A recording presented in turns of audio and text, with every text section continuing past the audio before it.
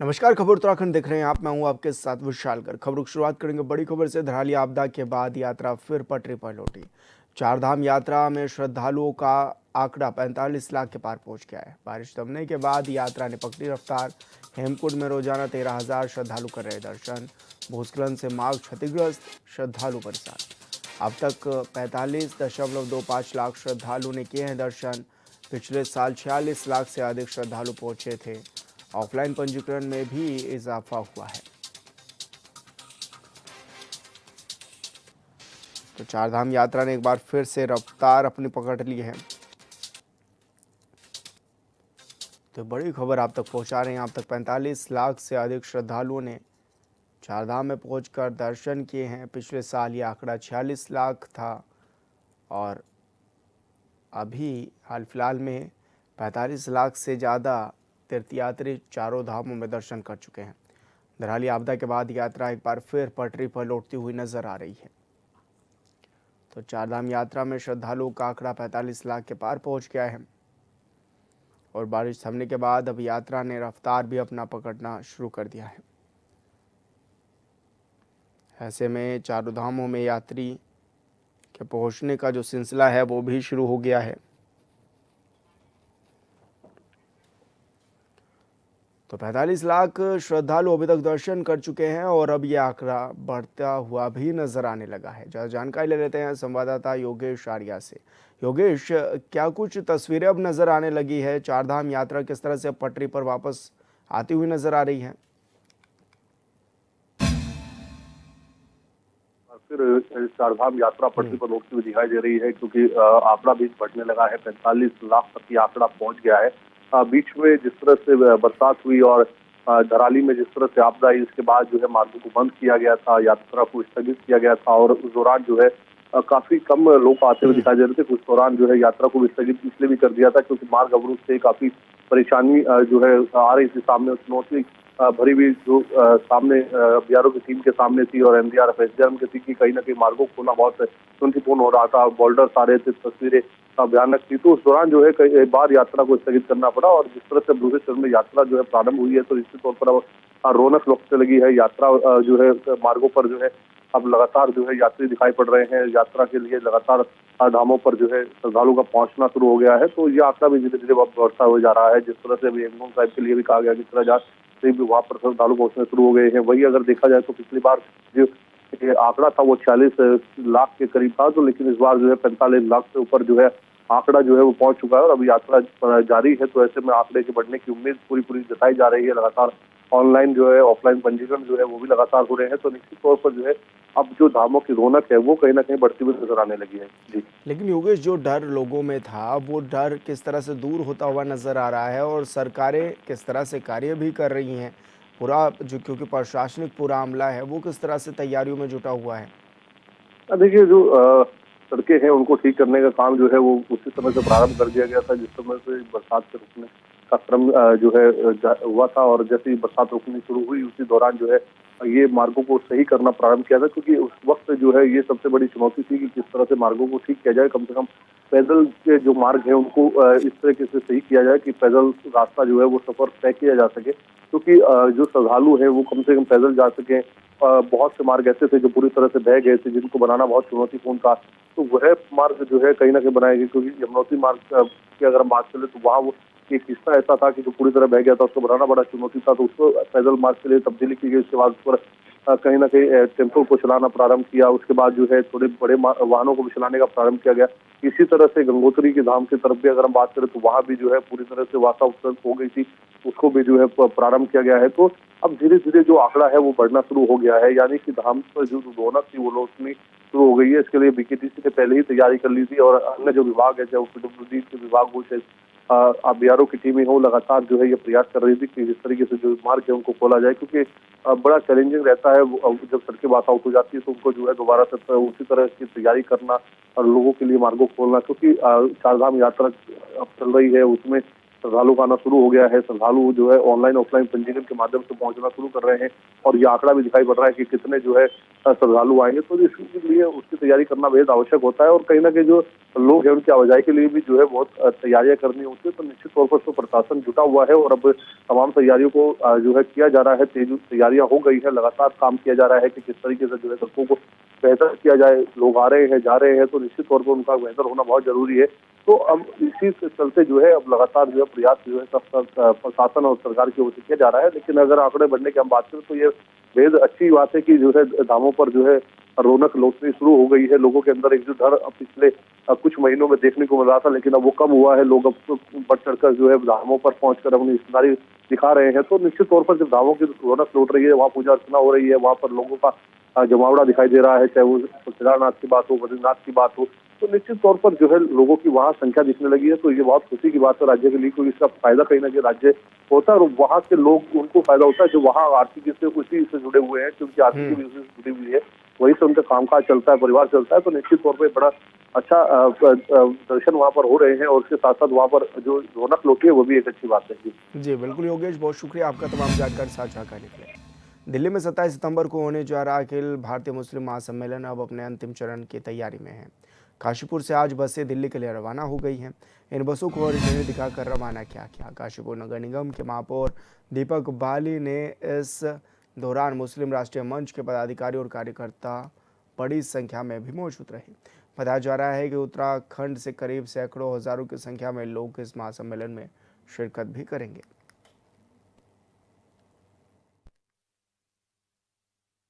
मुस्लिम राष्ट्रीय मंच का अखिल भारतीय मुस्लिम महासम्मेलन दिल्ली में कल हो रहा है और उसमें पूरे हिंदुस्तान से हज़ारों की तादाद में लोग वहां पहुंच रहे हैं। और मुस्लिम महासम्मेलन की आज जो काशीपुर से बसें जा रही हैं उसको झंडी दिखाकर हमारे मेयर काशीपुर के दीपक बाली जी ने बस को रवाना किया है और बड़ी तादाद में काशीपुर से भी मुस्लिम लोग उसमें शामिल हो रहे हैं। खबर हरिद्वार से है, जहां यूके SSSC पेपर लीक प्रकरण की जांच SIT कर रही है। इसी कड़ी में सुल्तानपुर निवासी नकल माफिया खालिद मलिक के करीबी रिश्तेदारों के घरों पर धामित सरकार के बुलडोजर कार्रवाई भी हुई है। पुलिस ने मौके पर एक अवैध दुकान को ध्वस्त भी कर दिया है। मुख्यमंत्री पुष्कर सिंह धामी ने स्पष्ट आदेश दिए हैं कि प्रदेश में कोई भी नकल माफिया बख्शा नहीं जाएगा। स्थानीय लोगों ने इस कार्रवाई का समर्थन करते हुए कहा है कि ऐसी सख्त कार्रवाई जरूरी है ताकि भविष्य में कोई माफिया इस तरह की घटनाओं को अंजाम ना दे सके।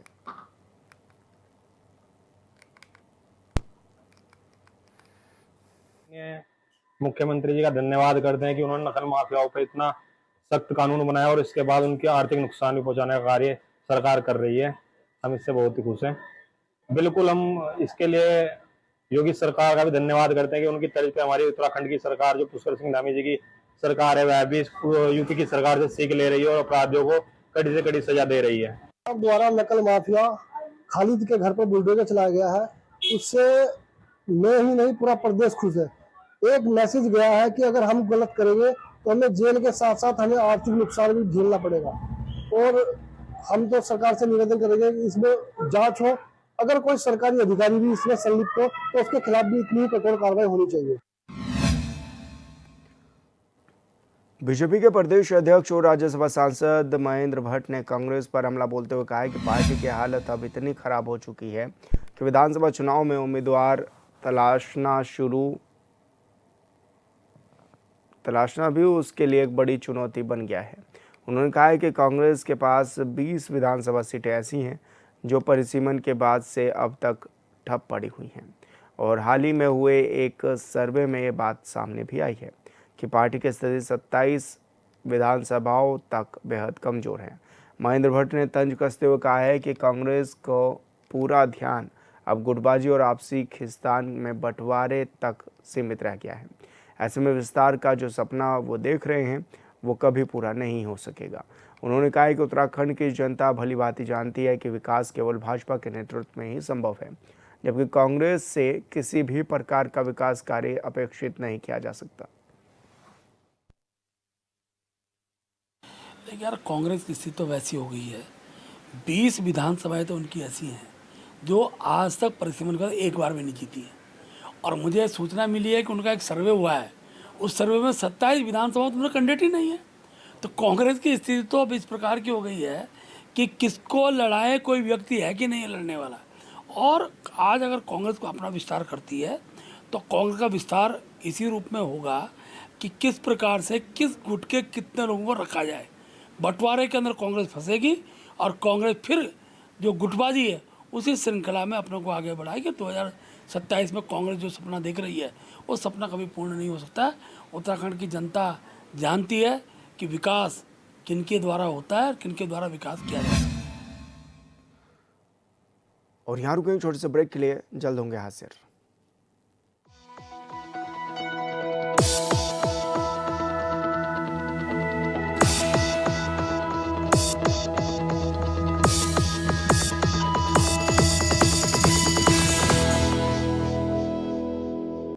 ब्रेक के बाद स्वागत है आपका। खबरों में आगे बढ़ेंगे। 27 सितंबर को होने वाले कुमाऊं विश्वविद्यालय के छात्र संघ चुनाव में अध्यक्ष पद पर अखिल भारतीय विद्यार्थी परिषद और निर्दलीय प्रत्याशी के बीच कड़ा मुकाबला हो सकता है। नैनीताल के डीएसबी परिसर में छात्र संघ चुनाव के अंतिम दिन प्रत्याशियों ने जोरदार प्रचार प्रसार किया और जीत का दावा भी किया है। विद्यालय के डीएसबी परिसर में छात्र संघ चुनाव कल संपन्न होंगे और बहुत महत्वपूर्ण प्रक्रिया के अंतर्गत आज जो है सभी जो हमारे नामांकन जिन्होंने किया है वो आज अपना आम सभा में अपनी बातचीत रखेंगे। 18 नामांकन पत्र बिके हैं और नामांकन उनको फाइल किया गया है। केवल 6 पदों पर 2-2 उम्मीदवार हैं, तो उनमें चुनाव कल सुनिश्चित होना है। कल ठीक 10 बजे से मतदान की प्रक्रिया प्रारंभ होगी और जो 2 बजे तक चलेगी। उसके बाद मतपेटियों को निश्चित स्थान पर ले जाया जाएगा जहां पर मतगणना की जाएगी और मतगणना के बाद कल ही निर्णय उसका सुनाया जाएगा और उसके साथ ही शपथ ग्रहण भी कल ही संपन्न होगा। बहुत महत्वपूर्ण उपाय किए गए हैं और तलीताल गेट और मलीताल गेट 2 ही जगह से केवल एंट्री होगी और बगैर आई कार्ड के कोई भी जो हमारा वोटर है वो परिसर में प्रवेश नहीं कर पाएगा। इस बात को सभी अभ्यर्थी सुनिश्चित भी करेंगे कि कल दोनों गेटों में भारी चेकिंग होगी। पुलिस प्रशासन और जिला प्रशासन का पूरा सहयोग हमें दिया जा रहा है और विश्वविद्यालय प्रशासन लगातार इन पर नजर रख रहा है और प्रत्येक बूथ पर जो 15 बूथ बनाए गए हैं कल उनमें चुनाव की प्रक्रिया संपन्न होगी। पोलिंग सेंटर्स हैं उनमें सीसीटीवी से किया जा रहा है, उसकी वीडियो रिकॉर्डिंग भी की जा रही है ताकि चुनाव जो है वो फ्री एंड फेयर तरीके से संपन्न हो सके। सबसे पहले तो छात्रों की समस्या जानने के लिए हमें उनके संग जुड़ा होना चाहिए। जब मैं एज अ फ्रेशर यहाँ कॉलेज में आई थी तो मैंने बहुत सारी समस्याओं को फेस करा, तो मुझे तब से ही था कि मुझे छात्र नेता बनना है और हर एक छात्र की समस्या को दूर करना है। छात्र छात्राओं को यूनिवर्सिटी में बहुत सारी परेशानियों का सामना करना पड़ता है। छोटे से छोटा काम कराने के लिए बहुत लंबी प्रोसेसिंग होती है जिसमें कईयों को काफ़ी नुकसान होता है। तो मैं उन सभी छात्र छात्राओं से कहना चाहूँगी कि मैं पहले भी आपके संग थी, आज भी हूँ और हमेशा रहूँगी। उन लोगों के लिए मुझे जहाँ जैसे जिस प्रकार लड़ना पड़ेगा मैं उस प्रकार लड़ूंगी, जिस प्रकार खड़े होना पड़ेगा मैं उस प्रकार खड़े होंगी। मैं छात्र उपाध्यक्ष प्रत्याशी डीएसबी परिषद कुमाऊं विश्वविद्यालय नैनीताल से। मेरा मेन मकसद है यहाँ पे इलेक्शन लड़ने का। बाहरी नेताओं द्वारा यहाँ पे राजनीति करी जा रही है, रणनीति करी जा रही है, हमारे डीएसबी परिषद का माहौल खराब करा जा रहा है। उसके खिलाफ मैं ये अपना इलेक्शन लड़ रही हूँ, ये चुनाव लड़ रही हूँ। पेशे से मैं एक शिक्षिका हूँ। सेंट जोसेफ कॉलेज में मैंने अपना करियर में स्टॉप लेके मैं डीएसबी परिषद आई हूँ। यहाँ पे इस राजनीति के खिलाफ आवाज उठाने के लिए मेरा मेन मकसद यही है। जो भी यहाँ डीएसबी परिषद में हमारे कैंपस में गंदगी फैलाएगा तब तक ये प्राची नेगी उन लोगों के खिलाफ विरोध करेगी। Not only for the election but जब जब ऐसे लोगों के यहाँ पे प्रांगण में हमारे ऐसे गलत काम होंगे तब तक हमेशा ये Prachi Negi behalf of every student standing here in front of the camera speaking, तब तक मैं आप लोगों का विरोध करूंगी। उत्साह बहुत है छात्रों में। कहीं ना कहीं 2 साल की मेरी मेहनत लगातार मैं पिछले साल भी लड़ा था, इस साल भी लड़ रहा हूँ और जितने भी छात्रों का यहाँ पर समर्थन मिल रहा है और छात्र जितने आक्रोश में आए हैं और जितना वो अपना समर्थन मेरे को बढ़ चढ़ कर दे रहे हैं, मेरा मेरे लिए बड़ा हर्ष का विषय है। प्राथमिकता 2 साल से मैं लगातार छात्रों के बीच में हूँ, तो कहीं ना कहीं हमारे बेसिक नीड्स जो है वो पूरी नहीं हो पाती है। उसके लिए मैं लड़ाई लड़ूंगा और छात्रों के बीच में रहूंगा। जितने भी छात्रों को किसी भी तरह की मुसीबत होगी तो मैं उनके साथ हमेशा कंधे से कंधे मिला के चलूंगा। कुमाऊं विश्वविद्यालय के डीएसपी कैंपस में छात्र संघ का चुनाव है। आज यहाँ पे गैदरिंग है कैंपस में। इसके लिए पुलिस के द्वारा पर्याप्त व्यवस्थाएं की गई हैं पूरे अटायर के साथ पुलिसकर्मी हैं यहाँ पे, आपकी डंडे हेलमेट्स के साथ हैं। साथ में ही इससे पूर्व में ये तैयारियां कर ली गई थी। 2 बार जो प्रतिनिधि थे, जो प्रोस्पेक्टिव कैंडिडेट्स थे, और कॉलेज प्रशासन के साथ मीटिंग कर ली गई थी और उनको नियम कानून बता दिए गए थे कि लिंगडो कमेटी के अनुसार वो अपने चुनाव संपादित कर रहे हैं। छात्रों को भी कहा गया कि वो अपने डिसिप्लिन में रह के इस चुनाव को में पार्टिसिपेट करें और स्वस्थ माहौल में इसको संपादित कर रहे हैं। पुलिस और प्रशासन की ओर से आज चाक चौबंद व्यवस्था है।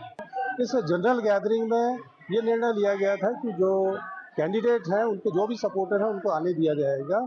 कल जब चुनाव होगा उसमें स्ट्रिक्टली कोई भी बाहरी व्यक्ति प्रवेश नहीं करेगा। उसमें जो ये आई कार्ड की जो चेकिंग है उसको प्रभावी ढंग से किया जाएगा।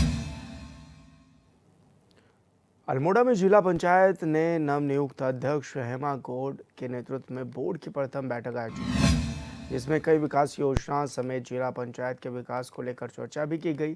साथ ही समितियों को गठित भी किया गया।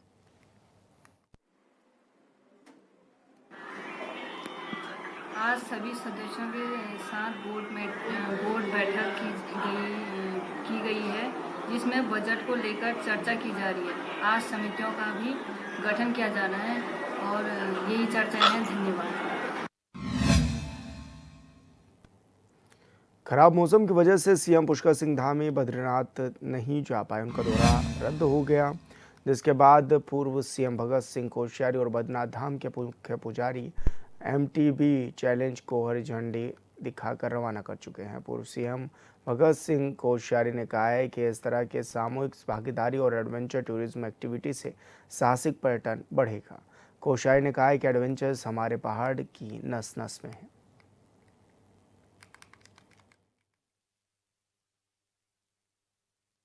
जवानों ने, युवाओं ने, प्रदेश के कुछ युवाओं ने ये भाड़ा पास तक साइकिल से, मोटरसाइकिल से जाने का एक एडवेंचरस कार्यक्रम पिछले कुछ वर्षों से शुरू किया है और ये माणा पास एमटीबी जो एडवेंचरस है, ये बहुत ही हमारे लिए उत्साहवर्धक है। और हमारे बच्चे और देश के विवेक भावों से आकर के लोग साइकिल और मोटरसाइकिल से माणा पास तक जाके अंतिम सीमा तक जा रहे हैं। इस प्रयास की जितनी प्रशंसा की जाए उतना कम है। मैं भगवान बद्रीनाथ से प्रार्थना करता हूँ कि हमारे युवा, हमारी युवतियाँ बढ़कर चढ़ करके न केवल माणा पास तक बल्कि और भी हमारे जितने चाहे नीति पास हो, चाहे और भी पास है, उन सब तक इसी प्रकार के एडवेंचरस काम करें। और हमारे जो प्राचीन बुजुर्ग हमारे नरेंद्र सिंह रावत जैसे लोग थे, जो कपड़े में सिल करके वहाँ तिब्बत का और मंगोलिया का नक्शा बना के लाए, ऐसे उदाहरण हमारे बच्चे प्रस्तुत करें। ये मैं उनको शुभकामना देता हूँ। धन्यवाद। प्रधानमंत्री नरेंद्र मोदी की अध्यक्षता में देश आत्मनिर्भर बन रहा है। पीएम मोदी ने भारत से आत्मनिर्भर बनने और अपनी ताकत पर भरोसा रखने का स्पष्ट आह्वान किया है। मई 2020 में उन्होंने राष्ट्र के सामने आत्मनिर्भर भारत का विजन प्रस्तुत किया था। यह विजन केवल आंकड़ों में प्रगति को लेकर ही नहीं है, बल्कि यह एक ऐसे नए भारत के निर्माण के लिए है जो सृजन करे, नई खोज करे और आत्मविश्वास के साथ नेतृत्व करे।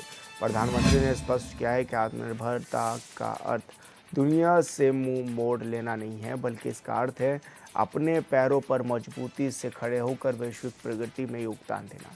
इसका अर्थ है ये सुनिश्चित कराना कि भारत के किसान, श्रमिक, उद्यमी और युवा राष्ट्रीय विकास के लिए प्रेरक शक्ति बने। पिछले दशक के दौरान ये विजन कथनी से करनी में बदल चुका है। कृषि विनिर्माण, डिजिटल शासन, रक्षा, इंफ्रास्ट्रक्चर और सामाजिक कल्याण के क्षेत्र में हुए सुधारों ने देश को बदल दिया है।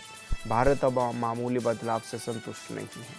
प्रधानमंत्री मोदी के नेतृत्व में ये विकसित और आत्मनिर्भर राष्ट्र बनने की दिशा में एक निर्णायक छलांग लगा रहा है। मई 2020 में प्रधानमंत्री नरेंद्र मोदी ने आत्मनिर्भर भारत का आह्वान किया था। उन्होंने घोषणा की थी कि आत्मनिर्भर भारत 5 मजबूत स्तंभों पर खड़ा होगा। पहला स्तंभ अर्थव्यवस्था है, दूसरा स्तंभ है इंफ्रास्ट्रक्चर और तीसरा स्तंभ है व्यवस्था, चौथा स्तंभ जनसांख्यिकी और 5वां स्तंभ है मांग। प्रधानमंत्री ने इस बात पर जोर दिया है कि भारत की विशाल घरेलू मांग एक राष्ट्रीय शक्ति है। उन्होंने मजबूत स्थानीय आपूर्ति श्रृंखलाओं और अधिक स्वदेशी उत्पादन का आह्वान भी किया है, जिससे भारतीयों की ज़रूरतें भारतीयों के हाथों ही पूरी हों। इन स्तंभों से परे प्रधानमंत्री मोदी ने देशवासियों के बारे में बार बार पूरे दृढ़ विश्वास के साथ स्वदेशी अपनाने का भी आह्वान किया है। साल 2025 के स्वतंत्रता दिवस के अपने संबोधन में उन्होंने स्पष्ट किया कि अनिश्चित वैश्विक परिवेश में भारत के लिए सबसे सुरक्षित और मजबूत रास्ता आत्मनिर्भरता है। उन्होंने स्पष्ट किया है कि आत्मनिर्भरता का अर्थ दुनिया से अलग थलग हो जाना नहीं है। इसका अर्थ है अपनी शक्ति पर भरोसा करना, मेक इन इंडिया को बढ़ावा देना और ये सुनिश्चित करना कि भारतीय उत्पादों को घरेलू और वैश्विक स्तर दोनों पर ही मान्यता मिले।